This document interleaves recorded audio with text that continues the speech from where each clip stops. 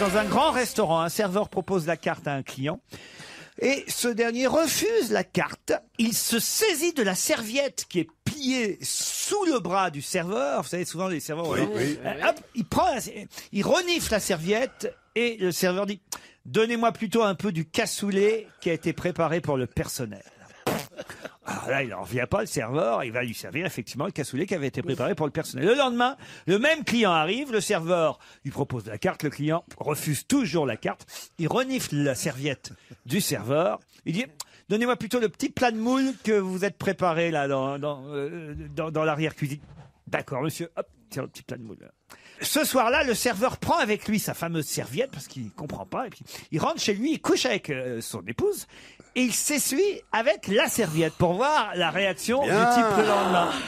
Bien. Le lendemain Bon arrive, appétit à tous. Le lendemain arrive le fameux client, il refuse la carte, il saisit de la serviette, il la sent et il dit au serveur, tiens, t'es le mari de Nicole. Elle vous plaît pas? Non. Non, pas vous, Yann Moix? Mais si, je suis mort de rire.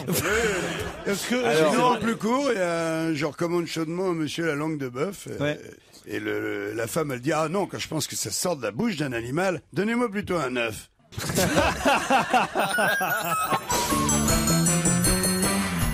Tarzan est dans la jungle, il se balade de liane en liane, mais il tombe sur une liane poreuse qui se casse.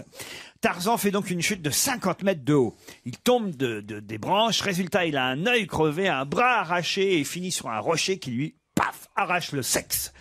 Il entend les tam-tams au loin, il rampe jusqu'au village, le sorcier vient le voir et lui dit « T'inquiète pas, Tarzan, je vais te remettre sur pied, je vais te greffer un œil de faucon, un bras de gorille et une trompe d'éléphanteau. » Il parle comme Johnny le sorcier. Hein. Oui, il parle comme ça. Le sorcier. Et effectivement, on lui greffe un œil de faucon, on lui greffe un bras de gorille dans le village et une trompe d'éléphanteau. Et Tarzan repart dans la jungle. Tu vas voir, ça va aller maintenant. Et tu reviens me voir d'ici quelques semaines pour me dire comment ça se passe. Au bout de quelques jours, Tarzan revient effectivement super content au village. Il dit, sorcier, ton œil de faucon est superbe. Je vois le danger de loin, même la nuit. Grâce à toi, c'est extraordinaire. Le bras de gorille, magnifique, ma force est décuplée. Je prends les lianes d'une main, les crocos de l'autre, je les fais voler au-dessus de ma tête. C'est vraiment parfait. En revanche, j'ai un problème avec la trompe d'éléphanteau. Dès que je m'arrête de pisser dans la jungle, elle broute l'herbe et elle me fout tout dans le cul. Un instituteur demande à ses élèves, quelle serait pour vous une belle mort? La petite fille dit, c'est mourir comme mon grand-père. Maître, il dit, bah bon, mais il est mort comment, ton grand-père? Bah, il s'est endormi. Ah, bah, c'est bien ça, alors. Et alors, quelle serait, selon vous, la mort la plus atroce? Et la petite fille répond, ce serait mourir comme les copains de mon grand-père. Alors là, il a, bon, mais ils sont morts comment, les copains de ton grand-père? Bah, ils étaient dans la voiture quand mon grand-père s'est endormi.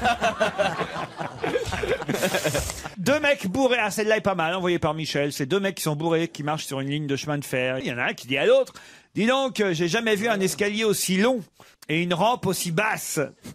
Parce qu'il marche sur une ligne de chemin de fer. Et il y a l'autre qui lui répond, bah, c'est pas grave, on a bientôt fini, je vois l'ascenseur qui arrive.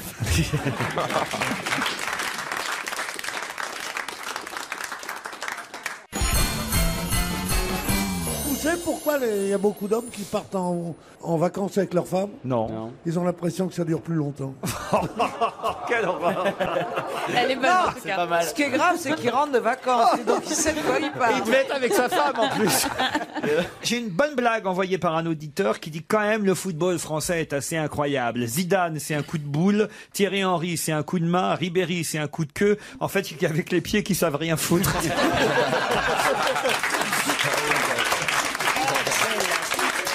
C'est un petit vieux qui voit un gars en train de pêcher tranquillement au bord de l'eau. Alors le type qui est là au bord de l'eau en train de pêcher peinard sans la présence de quelqu'un derrière lui, il se retourne vers le petit vieux et il lui dit mais qu'est-ce qu'il y a? Le petit vieux fait alors on pêche? Bah oui, vous voyez, ça me détend un peu. Le petit vieux fait demi-tour, s'éloigne. Au bout d'un moment, le pêcheur entend à nouveau derrière lui alors on pêche? Bah oui, ça me change du stress de la vie parisienne, vous voyez, oui, je pêche. Le petit vieux fait demi-tour et s'éloigne.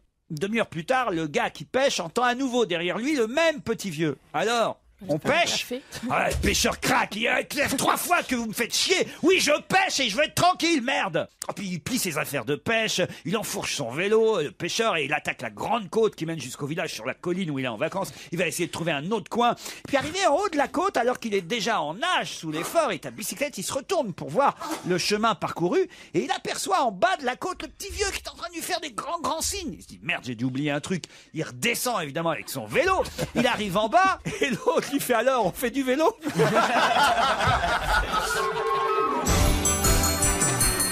C'est une femme célibataire qui rentre dans un sex shop car elle veut acheter un sextoy pour agrémenter ses nuits solitaires. Elle dit au vendeur: bonjour, je voudrais un sextoy. Le vendeur lui répond: très bien, mais quel genre de sextoy? J'en ai de toutes les formes, de toutes les tailles et de tous les prix. Je ne sais pas trop, qu'est-ce que vous me conseillez, lui dit-elle. Là, le vendeur lui dit: écoutez, j'ai un nouveau vibro extraordinaire, c'est le super vibro. Suffit de lui dire où vous voulez qu'il aille et il y va. Je vais vous montrer. Le vendeur pose le vibro sur le comptoir et dit: super vibro, viens dans ma main. Et comme par magie, le vibro se déplace dans la main du vendeur. La cliente est ébahie, elle dit: c'est génial, je vous le prends. Elle paye tout de suite, elle sort du magasin avec son super vibro, à peine montée dans sa voiture, elle est impatiente de l'essayer, elle s'exclame: super vibro, viens dans dans mon minou, on va dire. Allez, viens, non, parce qu'après vous allez croire qu'il y a un chat dans la voiture. Viens dans mon vagin, voilà. Alors, et le vibro atterrit tout droit là où il faut et lui procure un terrible orgasme. La jeune femme est tellement prise de plaisir qu'elle se met à zigzaguer sur la route parce qu'elle est en train de conduire. En même temps, elle crie, elle zigzague. Lorsqu'un gendarme, évidemment, lui fait signe de s'arrêter sur le bord de la chaussée. Gendarmerie nationale, puis-je savoir pourquoi vous faites des zigzags sur la route? C'est pas ma faute, monsieur l'agent, c'est pas ma faute, c'est à cause du super vibro. Super vibro mon cul, oui.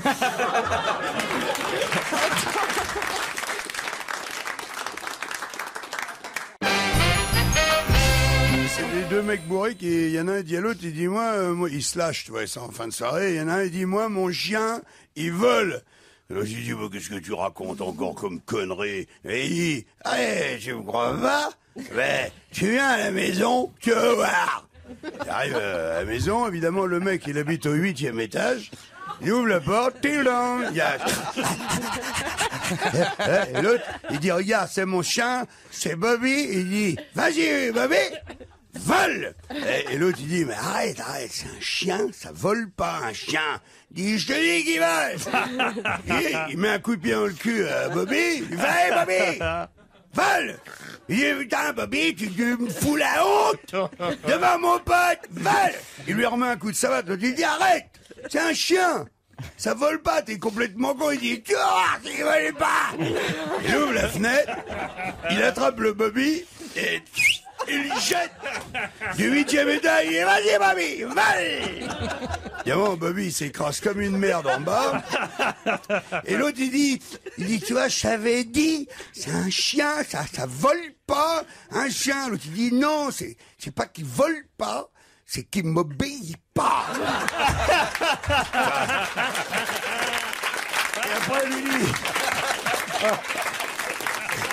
Et après, lui dit, allez, remonte, Bobby. Il dit, tu vois, je te l'avais dit, il m'obéit pas. C'est un homme qui va chez le médecin de famille parce que son je suis obligé de raconter ce qu'on m'envoie. Hein. Bien sûr. Son testicule gauche est enflammé. Je peux rire déjà. Et comment il est ces aisselles, elles sont grands.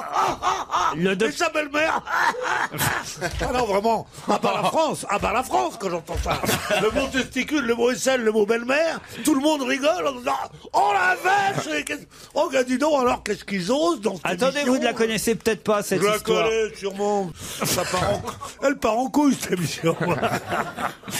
Son testicule gauche est enflammé. Oui. Le médecin l'examine et lui dit que c'est une inflammation du testicule gauche, que c'est pas grave et qu'il devrait voir un urologue. Alors il lui donne le téléphone du spécialiste. Mais il y a un problème, le docteur se trompe et il lui donne en fait le numéro de son avocat au lieu de lui donner le numéro de son urologue. Oh la crise, oh la vache. Alors le malade prend un rendez-vous sans savoir qu'il prend un rendez-vous chez l'avocat. À peine il arrive au rendez-vous et dans le cabinet de l'avocat que celui-ci lui dit en quoi puis-je vous être utile, monsieur? Le malade baisse son pantalon et lui montre son testicule. Attendez. Comme vous voyez, docteur, j'ai le testicule gauche enflammé. L'avocat, évidemment, le regarde interloqué sans rien comprendre et lui dit, vous savez, moi, ma spécialité, c'est le droit. Et le malade s'énerve en lui disant, c'est vraiment la merde dans ce pays. Il y a maintenant même un spécialiste pour chaque couille. Si, elle est pas si mal. Elle est pas mal. Tu connais l'histoire du point commun? Allez-y. C'est un mec, il est très timide, il va dans les surprises parties, comme on disait à l'époque et tout. Il est très timide, et il n'arrive jamais à conclure, jamais. Et alors il dit à son pote qui est Mariole, il lui dit, mais comment on fait? Il dit, mais elles viennent pour ça, les filles, ici. Elles viennent pour ça, elles viennent pour se faire sauter. Alors il dit, ah bon. Il dit, mais comment on fait? Il dit, mais tu trouves un point commun, et tout de suite, ça marche. Alors il dit, ah bon. Alors la prochaine surprise partie, le samedi suivant, il arrive, il s'assoit à côté d'une fille, il dit, vous connaissez le Canada? Elle dit non, il dit, moi non plus, on baise.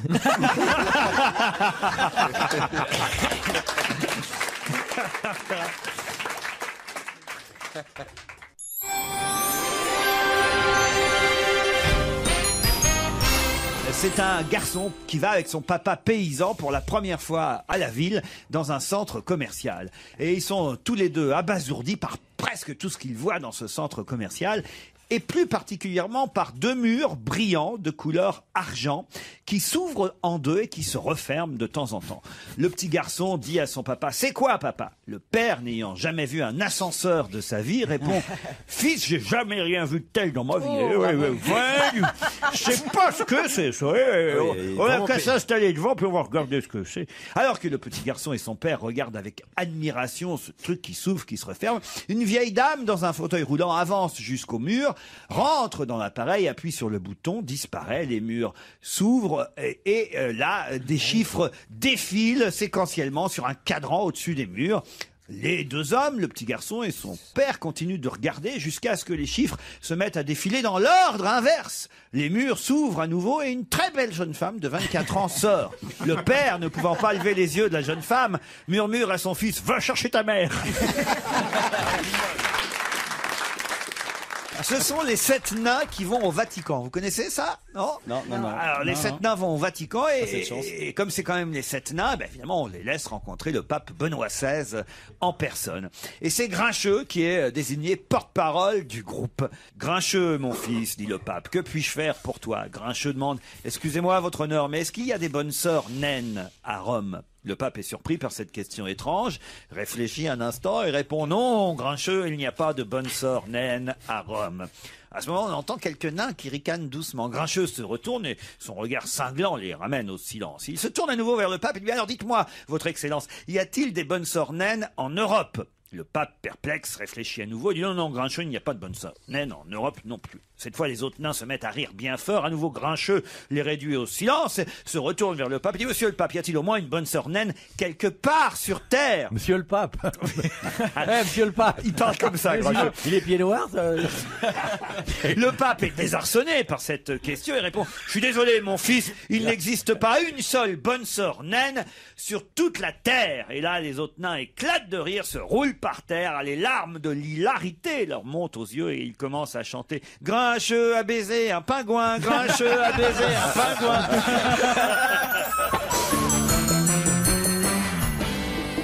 C'est 3 types qui sont en tôle à la prison de la santé. Et il y en a un qui dit, lui, il a pris de la cocaïne. Et il dit, les gars, on va s'échapper, on va écarter les barreaux avec la force de nos bras, on va latter un coup de latte dans la porte, on va casser la gueule à tous les gardiens et à nous la liberté. L'autre à côté, il a pris du LSD. Et il dit, mais non, c'est beaucoup plus simple. On va devenir métal liquide, on va passer sous la porte, on va devenir ensuite un papillon et on va s'envoler. Et le troisième, lui, il a pris un joint et il dit, pourquoi vous évadez? On n'est pas bien là, les gars?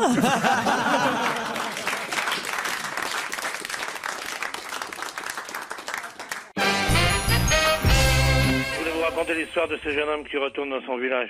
Très bien. Après quelques années passées en ville, où il a fait quelques affaires, et il revient en volant d'une magnifique BMW décapotable, Et il demande à ses parents, ouais, Manon, elle était à la ferme à l'époque, elle est à la boulangerie maintenant. Alors il passe au village, et il tombe sur Manon qui le félicite pour la belle voiture, et il lui dit, tu veux faire un petit tour, Manon? Ah bah moi je vais bien, dit-elle. Il lui dit, monte, on va aller au lac. Ils partent au lac, 8 ou 10 kilomètres. Arrivé sur place, il lui dit, Manon, tu me ferais pas une petite gentillesse? Elle lui dit, tu veux rire ou quoi? C'est parce que tu as une belle voiture qu'il faut que tu me demandes ça. Il lui dit, si tu veux pas, tu rentres à pied.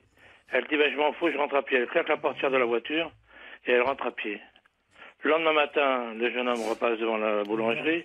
Elle est en train de regonfler un pneu de bicyclette. Il lui dit, tu veux faire un tour, Manon? Ah, Manon, elle dit, moi je veux bien. Il lui dit, tu veux qu'on aille au château? Ah ben d'accord. Et elle monte dans la voiture, le château, 22 kilomètres quand même. Hein. Ils arrivent au château, ils font le tour des remparts, elle lui dit, Manon, tu ne ferais pas une petite gentillesse? Elle lui dit, écoute, arrête, je t'ai dit non hier, je te dis non aujourd'hui, c'est comme ça. Il lui dit, tu rentres à pied maintenant? Elle dit, je m'en fous. Elle claque la portière de la voiture et elle rentre à pied. Le matin du 3e jour, quand il arrive devant le village où elle est assise en train de fumer une cigarette avec une copine, il lui dit, tu veux faire un petit tour, Manon? Manon, elle dit, ah ben moi je veux bien. Il lui dit, on va à la grotte de Loubiac? Eh ben très bien. Ils partent à la grotte de Loubiac, 88 kilomètres. Ils arrivent à la grotte, il faut un petit tour. Il lui dit, Manon, tu me fais une gentillesse? Elle lui dit, écoute, je comprends pas que tu me le demandes encore. Je te dis non avant-hier, je te dis non hier, je te dis non ce matin, c'est tout. Il lui dit, tu rentres à pied. Elle dit, je m'en fous. Elle claque la portière et elle part à pied. Lui, il fait demi-tour. Et quand il arrive à sa hauteur, elle lui fait un signe de la main. Il se dit, tiens, elle a dû réfléchir. C'est gagné. Il s'arrête. Il lui fait, qu'est-ce que tu veux me dire maintenant? Elle lui dit, tu sais, je pensais à un truc. Passe pas demain matin, je serai pas rentré.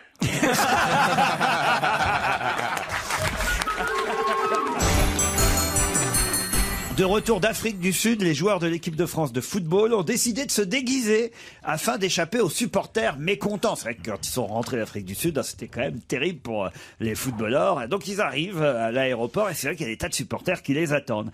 Alors Patrice Evra, qui est le capitaine, se déguise en émir du pétrole. Il est méconnaissable, on peut vraiment pas le reconnaître. Il est là dans le hall de l'aéroport. Et il est interpellé par une petite vieille toute moche. Patrice Evra! Patrice Evra! Il est pris de panique. Alors évidemment, il se réfugie aux toilettes, il change de déguisement. Il ressort habillé en cow-boy. Mais à peine il est ressorti que la petite vieille l'appelle de nouveau. Patrice Evra! Patrice Evra! Il retourne immédiatement aux toilettes et alors il se déguise en curé. Mais dès qu'il ressort des toilettes, la mamie revient vers lui. Patrice Evra! Patrice Evra! Excédé, Patrice Evra demande à la petite vieille, mais madame, comment vous faites pour me reconnaître? Et la petite vieille, toute moche, lui répond, mais t'es con ou quoi? C'est moi, Ribéry. Je suis allé au bureau de la Caisse régionale d'assurance vieillesse pour déposer mon dossier de retraite. Une employée derrière le guichet m'a demandé une pièce d'identité pour attester de mon état civil et vérifier mon âge. J'ai cherché dans mes poches et j'ai réalisé que j'avais laissé mon portefeuille à la maison. Je lui ai dit que j'étais désolé, mais que j'allais devoir revenir plus tard. Alors la femme derrière le guichet m'a dit « Ce n'est pas grave, ouvrez votre chemise ». Je n'ai pas compris, je l'ai ouverte, laissant apparaître mon torse couvert de poils gris frisés. Elle a dit « Voilà, ça me suffit, le poil gris est une preuve suffisante pour moi. Cela atteste de votre droit à la retraite ». En arrivant tout excité à la maison, j'ai raconté l'incident à mon épouse qui m'a dit « T'aurais dû baisser ton pantalon, t'aurais obtenu une pension d'invalidité ».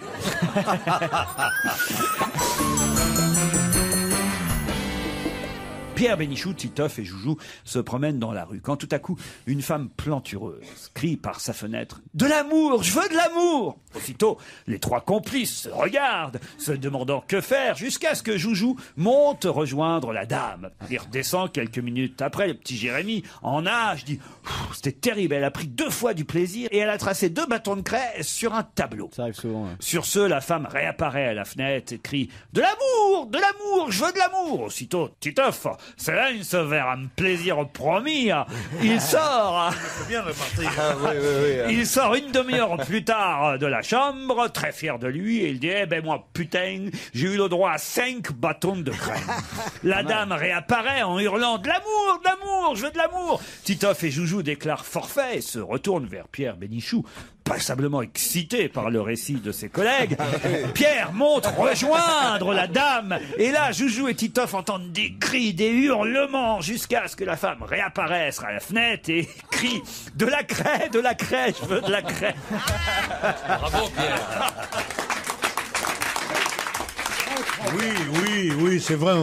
On ne prête qu'aux riches, mais enfin, tout de même, à ce point. Bah, plaignez-vous pour une fois quand même, hein, justement, qu'on vous valorise dans une blague. Oui, je vois. Enfin, 2 fois, c'est pas mal aussi. Hein. C'est valorisant de pas te passer derrière ces deux mecs, tu penses?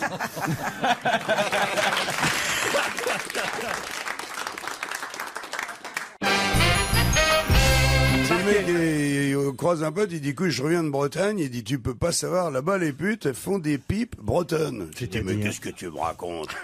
Il dit, si, il y a 3 tarifs. Il y a 200 €, 300 € et 500 €. Il dit, à 200 €, elle te fait quoi? Tu dis, tu peux pas savoir. Elle t'enroule la bite dans une crêpe au sucre. Tu vois, chaude. Elle tourne la crêpe. Le sucre, il te chatouille la bite et tout. Et elle la mange en même temps. Bon. Et il dit à 300 €, il dit à 300 €, elle rajoute du Nutella et de la confiture de framboise chaude. Avec le bout de la langue, elle va chercher derrière le gland la confiture, et tout en la mangeant. Extraordinaire, génial. Vous êtes sur France Culture. Hein. Et il dit, celle à 500. Oh, il dit, celle à 500, je l'ai pas fait. Quand je l'ai vu arriver avec le grand marnier et le briquet, je me suis barré.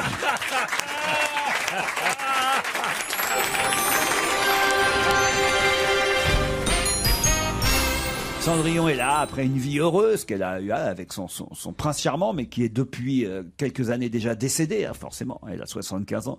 Elle passe ses journées, la vieille Cendrillon, sur son perron dans une chaise en bois à observer le monde avec son vieux chat Bob sur ses genoux. Elle est assez heureuse. Puis par un bel après... Cendrillon, elle a un chat qui s'appelle Bob. Il s'appelle Bob. Ouais. C'est connu, ça. Bon. Puis c'est un bel après-midi. Dans un nuage, soudain apparaît la marraine de Cendrillon, la bonne fée qui était parvenue depuis... Qui s'appelle Jennifer. Chère marraine, après toutes ces années, que fais-tu ici, dit Cendrillon. Cendrillon, la vieille marraine. depuis la dernière fois que je t'ai vu, tu as vécu une vie exemplaire. Y a-t-il quelque chose que je puisse faire pour toi, un souhait que je pourrais exaucer? Cendrillon est surprise, mais après tout, rouge de confusion, elle réfléchit un peu, elle murmure « Je veux que mon chat, Bob, se transforme en un beau et viril jeune homme. » Comme par magie, Bob est transformé en un magnifique mâle, si beau que même les oiseaux ne peuvent s'empêcher d'arrêter de voler et de tomber à ses pieds. Ça c'est joli. La bonne fée dit « Félicitations, Cendrillon, amuse-toi bien dans ta nouvelle vie. » Et en un éclair, En fait, c'est la tout. marraine s'en va. Il n'y a pas de chute. Pendant quelques... Si. Amuse-toi bien dans ta nouvelle vie. Et en un éclair, donc elle s'en va. Pendant quelques instants magiques, le chat Bob et Cendrillon se regardent tendrement. Cendrillon est comme hypnotisé par le plus bel homme qu'elle a jamais vu, qui n'est plus un chat, qui est devenu un homme magnifique, vous avez bien compris. Puis Bob s'avance langoureusement vers elle, la prend dans ses bras musclés, commence à lui embrasser l'oreille dans un souffle chaud, et soudain il lui murmure « Là, je pense que tu regrettes de m'avoir fait opérer, non ?»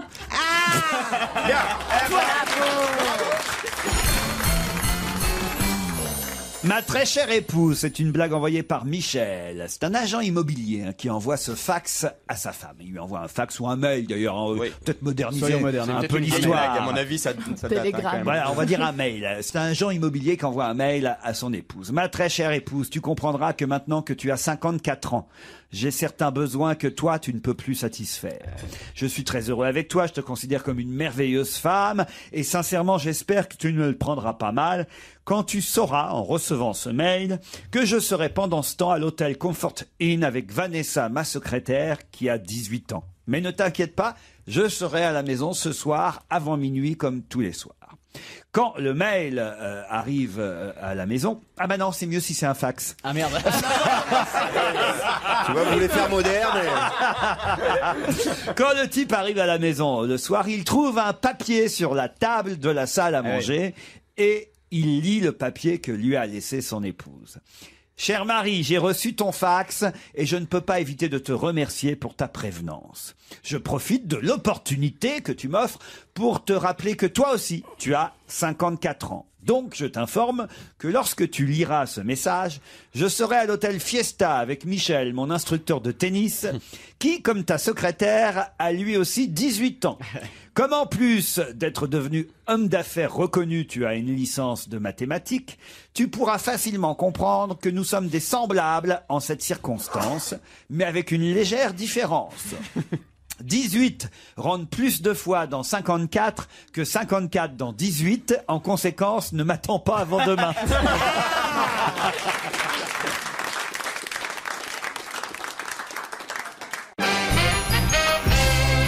C'est un type qui décide de voir un psychanalyste parce qu'il a un problème véritable, pas de sommeil, mais un problème de rêve. Il prend rendez-vous chez Gérard Miller, qui l'obtient assez vite, et lui explique son rêve. Il lui explique qu'il s'endort tôt, il dort bien, mais pendant son rêve, il se fatigue. Et son rêve, c'est tous les soirs, volant d'un 35 tonnes direction Marseille, bourré de fruits et légumes. Et il dit à Miller, je dors bien, mais quand je me réveille, je suis crevé. Miller lui dit, je connais ça, je vais te donner une boîte de 30 pilules pour le mois. Quand tu t'endors le soir, tu penses bien à moi en fermant les yeux et tu ne seras pas déçu. Et en effet, dès le premier soir, le type prend sa pilule, il s'endort en pensant à Gérard. À peine est-il endormi que son rêve commence.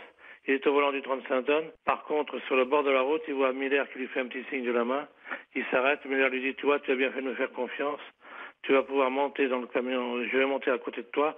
Je vais conduire et toi, tu te mettras dans la cabine derrière pour dormir. Bonne idée. Et en effet, toutes les nuits, pendant un mois, Miller prend la place du chauffeur. Magnifique. Il est sauvé jusqu'à ce qu'un copain qui lui raconte qu'il a des problèmes de sommeil lui dise, t'as qu'à aller voir Gérard, c'est un génie. Il m'a sauvé. En effet, le type prend rendez-vous et il lui explique pareil, il dort bien, mais il a un rêve qui le fatigue.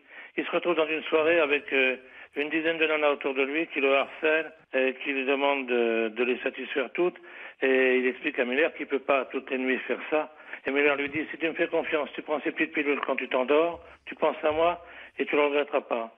Alors le soir du premier jour, le type prend la pilule et en effet, il se retrouve dans son rêve avec ces nanas superbes dans cette magnifique soirée, jusqu'à ce qu'un individu lui tape sur l'épaule, il se retourne, c'est Gérard Miller, et Miller lui dit, écoute, moi je vais m'occuper des filles, et puis toi tu vas aller te reposer.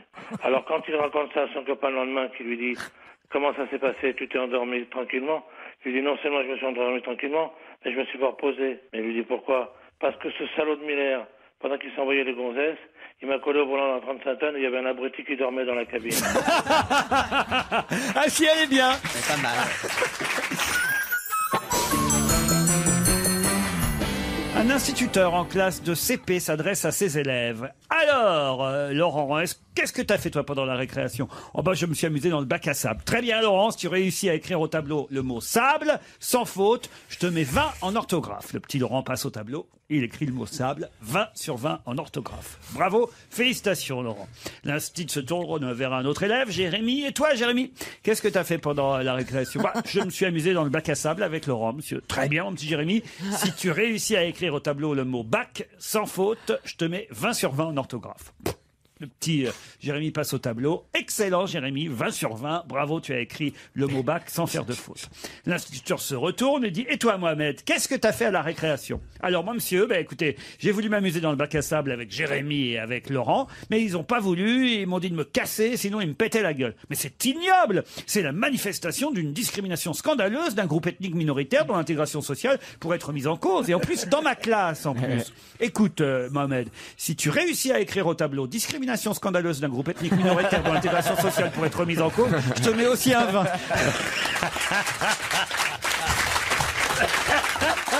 Un psychiatre pose des questions à 3 fous différents. Il demande au premier fou combien font 7 x 5. Le fou répond 1000. Bien, fait le psychiatre. Le psychiatre note la réponse dans son carnet. Il demande au deuxième fou combien font 7 x 5. Jeudi, répond le fou. Le psychiatre note... C'est inquiétant, tu Bien. es super bien. Le psychiatre note la réponse dans son carnet. Jeudi. Il demande au troisième fou combien font 7 x 5. 35, dit le troisième fou. Le psychiatre fait bien, c'est génial. Comment vous avez trouvé? Le fou dit c'est simple, j'ai divisé 1000 par jeudi. Après 35 ans de mariage, voilà un couple qui est là ensemble, ils se regardent et puis le mari dit après 35 ans de mariage, je regarde ma femme et je lui dis chérie, il y a 35 ans, on avait un petit appartement, une vieille voiture. On dormait sur le canapé en regardant une télé en noir et blanc de 41 cm. Mais je dormais avec une jeune blonde de 25 ans. Maintenant, on a une maison à 500 000 euros, une Mercedes à 50 000 euros, un lit à eau, une télé couleur à écran plat de 130 cm et je dors avec une vieille de 60 ans. La femme, qui est très vive d'esprit, répond « T'as juste à te trouver une jeune blonde de 25 ans Et mon avocat fera en sorte que tu te retrouves dans un petit appartement avec une vieille voiture et que tu dormes sur un canapé en regardant ta télé noir et blanc de 41 cm.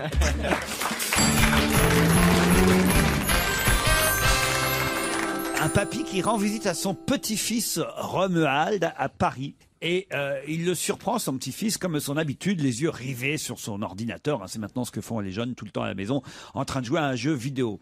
Mais enfin, Romuald, t'es encore fichu devant ton ordinateur. Faut sortir, bon Dieu, enfin, merde. À ton âge, moi, j'allais à Paris, je sais pas, au Moulin Rouge, je buvais toute la nuit, je baisais les danseuses, je pissais sur le barman, je partais sans payer. Voilà ce que c'est qu'une vraie vie d'homme, quoi. On reste pas comme ça sur son ordinateur. Ah ouais. Une semaine plus tard, le papy retourne voir son petit-fils et il le trouve cette fois dans son lit, mais alors dans un piteux état, couvert de bleu avec un bras dans le plâtre. Bah enfin mon petit Romuald, mais qu'est-ce qui t'est arrivé? Bah j'ai fait comme tu m'as dit, papy, je suis allé au Moulin Rouge, j'ai bu comme un trou, j'ai peloté les danseuses, j'ai pissé sur le barman, sauf que les videurs ont pas vraiment apprécié, ils m'ont cassé la gueule. Mais t'étais avec qui, Romuald? Bah avec une bande de potes. Pourquoi toi tu y allais avec qui, toi? Avec les nazis.